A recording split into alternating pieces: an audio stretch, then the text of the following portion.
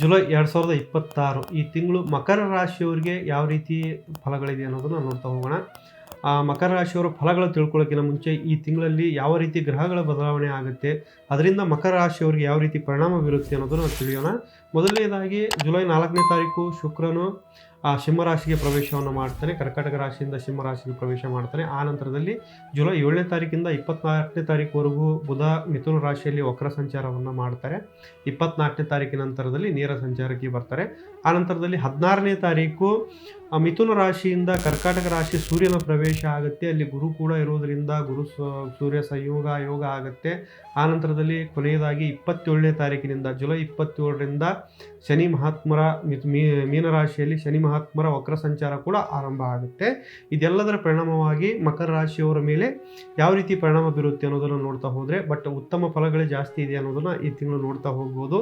ಅವು ಯಾವ ರೀತಿ ಫಲಗಳಿದೆ ಅನ್ನೋದನ್ನು ಹೋದರೆ, ಮೊದಲನೇದಾಗಿ ಉದ್ಯೋಗ ಮತ್ತು ವೃತ್ತಿ ಜೀವನದಲ್ಲಿ ನೋಡಲಿಕ್ಕೆ ಹೋದರೆ, ಉದ್ಯೋಗದಲ್ಲಿ ಅವರಿಗೆ ಯಾಕಂತಂದರೆ ಸಪ್ತಮದಲ್ಲಿ ಗುರು ಮತ್ತು ಸೂರ್ಯನ ಸಂಯೋಗ ಆಗೋದ್ರಿಂದ ಅದು ನೇರ ದೃಷ್ಟಿ, ಗುರುವಿನ ದೃಷ್ಟಿ ಅವರ ರಾಶಿ ಮೇಲೆ ಬೀಳೋದ್ರಿಂದ ಉದ್ಯೋಗದಲ್ಲಿ ಅವರಿಗೆ ಒಳ್ಳೆಯ ಉತ್ತಮ ಫಲಿತಾಂಶಗಳು ಸಿಗ್ತಾ ಹೋಗುತ್ತೆ, ಒಳ್ಳೆಯ ಪ್ರಶಂಸೆಗಳು ಸಿಗ್ತಾ ಹೋಗುತ್ತೆ. ಅವರಿಗೆ ಕೆಲಸಕ್ಕೆ ತಕ್ಕನಾದಂತಹ ಬಡ್ತಿ ಕೂಡ ಸಿಗ್ತಾ ಹೋಗುತ್ತೆ.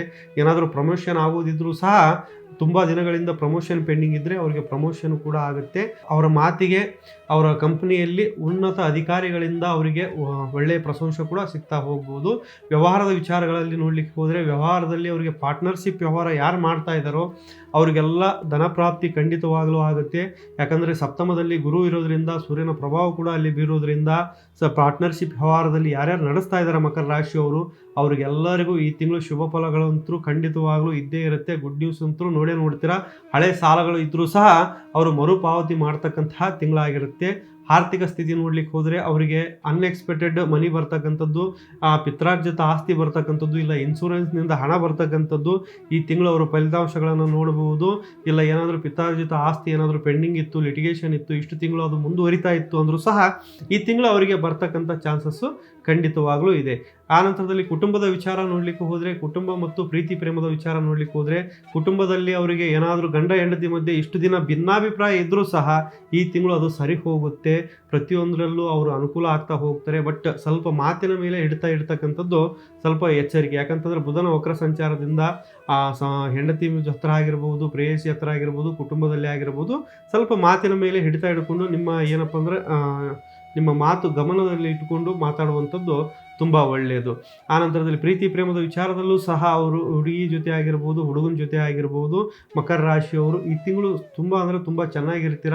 ಯಾವುದೇ ನಿಮ್ಮ ಮಧ್ಯೆ ಯಾವುದೇ ರೀತಿ ಭಿನ್ನಾಭಿಪ್ರಾಯ ಮುಂಚೆ ಇದ್ದರೂ ಸಹ ಅದು ಸರಿದೂಗಿಸ್ಕೊಂಡು ಈ ತಿಂಗಳು ಮುಂದುವರಿತಕ್ಕಂಥದ್ದು ಖಂಡಿತವಾಗಲೂ ನೋಡ್ಬೋದು.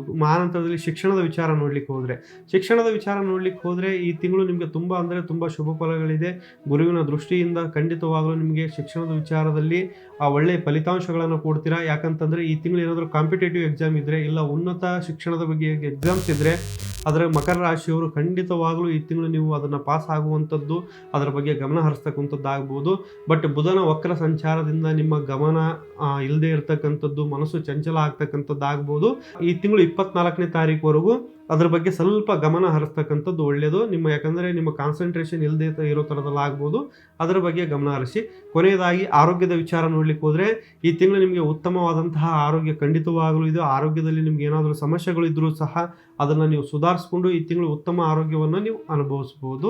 ಇನ್ನೂ ಏನಾದರೂ ಜಾತಕದಲ್ಲಿ ಸಮಸ್ಯೆ ಇತ್ತು, ಇಲ್ಲ ನೇರವಾಗಿ ಏನಾದರೂ ಬಂದು ಭೇಟಿ ಆಗಬೇಕು ಅಂತಂದರೆ ಕೆಳಗಡೆ ಕಾಣ್ತಕ್ಕಂತಹ ನಂಬರಿಗೆ ಕರೆ ಮಾಡಿ, ಇಲ್ಲ ನೇರವಾಗಿ ಸಹ ಬಂದು ಭೇಟಿ ಆಗ್ಬೋದು. ಇಲ್ಲ ನಿಮ್ಮ ದಶಾಭುಕ್ತಿಗಳ ಪ್ರಕಾರ ನಿಮ್ಮ ಜಾತಕ ಹೇಗಿದೆ ಅಂತ ಕೂಡ ನೀವು ತಿಳ್ಕೊಬೋದು.